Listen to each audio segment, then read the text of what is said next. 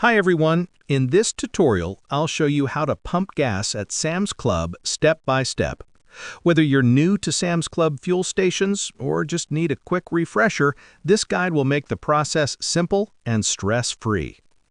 First, make sure you have your active Sam's Club membership card or the Sam's Club app ready. You'll need it to access the fuel pump. Next, drive up to an available pump and park your vehicle with the gas tank facing the dispenser. Turn off your engine for safety before getting out. Now, insert your Sam's Club membership card into the reader. Once it's verified, the screen will prompt you to insert your payment method, either a debit card, credit card, or Sam's Club MasterCard. After payment is approved, remove the gas nozzle and select your preferred fuel grade.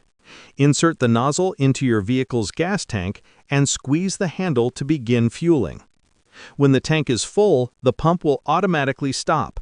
Gently release the handle, remove the nozzle, and place it back into the holder.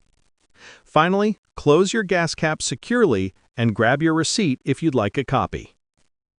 And that's all it takes to pump gas at Sam's Club. It's quick, easy, and exclusive to members, so you can save money while fueling up conveniently. Thanks for watching, and I'll see you in the next tutorial.